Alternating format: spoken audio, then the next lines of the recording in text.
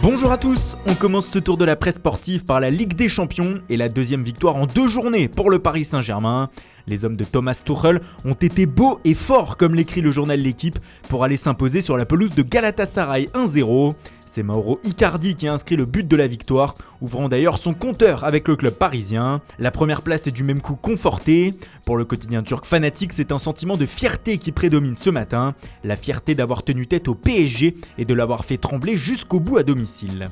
Paris prend donc le large en tête de son groupe parce que le Real Madrid a aussi fait match nul à domicile hier 2-2 contre Bruges. Mené 2-0 après une première période catastrophique, les merengues ont réagi et ont arraché le nul en fin de match. Un point qui ne satisfait pas la presse espagnole ce matin. AS déclenche même l'alarme puisque le Real est dernier de son groupe aujourd'hui avec seulement 1 point. La défense et le gardien de la première mi-temps Thibaut Courtois sont aussi pointés du doigt par Marca. Encore une fois, le Real a été une passoire, écrit le média. La première période a été lamentable pour le journal. Courtois symbolisant cela, lui qui a été remplacé par Areola à la pause. Madrid regarde vers les abîmes, écrit le journal catalan Sport. Le média estime aussi que le premier but de Ramos est litigieux et que la VAR a aidé les Madrilènes. Enfin en Belgique, c'est la fierté qui s'affiche en une du Het Nieuwsblad. Un point royal, écrit le journal néerlandophone. L'autre club de Madrid, l'Atlético, jouait aussi hier soir et tout s'est bien passé pour la bande à Diego Costa. Victoire 2-0 sur la pelouse du Lokomotiv Moscou, et ceci grâce à un homme, Joao Félix, comme le signale le quotidien El País. Il a fait rompre à lui seul la défense russe pour le média avec un but et une performance majuscule. Les Colchoneros sont en tête du groupe D à égalité de points avec la Juventus. La vieille dame s'est baladée hier contre les Leverkusen 3-0. Ce fut un acte de force pour la Gazzetta dello Sport qui salue la très grosse performance de Gonzalo Higuaín, buteur et passeur décisif.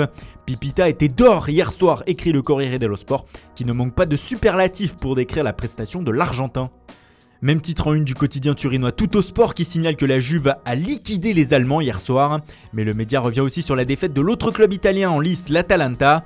Le club de Bergame a perdu sur sa pelouse 2-1 contre le Shakhtar en encaissant le but victorieux à la 95e minute.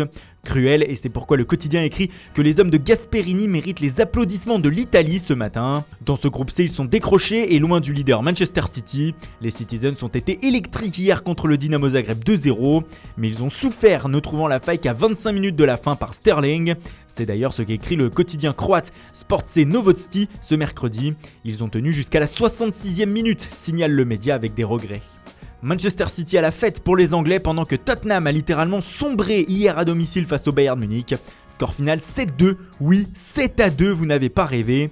Les Munichois ont infligé une véritable correction aux Spurs. Un score qui s'affiche en une du Times ce matin, qui n'a même plus les mots face à cette déroute. Bien sûr, tous les journaux du pays sont abasourdis par cette claque et mettent cher à l'équipe de Mauricio Pochettino. Humiliation, écrit en gros le Daily Telegraph, qui tient à saluer la prestation majuscule de Serge Gnabry, l'attaquant du Bayern, auteur d'un quadruplé. Les Spurs déchirés lâchent The Independent pendant que le Guardian parle d'un rendez-vous au 7e enfer, tout le contraire du 7e ciel que Tottenham était proche de toucher en juin dernier en finale de la Ligue des Champions. Dans l'autre match de ce groupe, sachez que l'Étoile Rouge de Belgrade a battu l'Olympiakos en Serbie 3-1. L'humiliation de Tottenham aussi en une du Mirror. Cette bulle est l'enfer, titre le tabloïd avec cette image encore une fois de Gnabry. Mais le média parle aussi mercato, oui déjà, dès le début du mois d'octobre. Selon lui, Manchester United va tenter en janvier un double coup sur le marché. Un double coup à 90 millions de livres, soit 101 millions d'euros.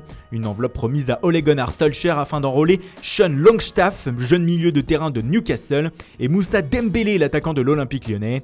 Les Red Devils sont persuadés qu'un chèque de 56 millions d'euros pourrait convaincre les Gones. Pas sûr cependant que l'OL se sépare de son meilleur buteur de la saison en plein exercice, alors qu'il est une des rares satisfactions lyonnaises depuis le mois d'août.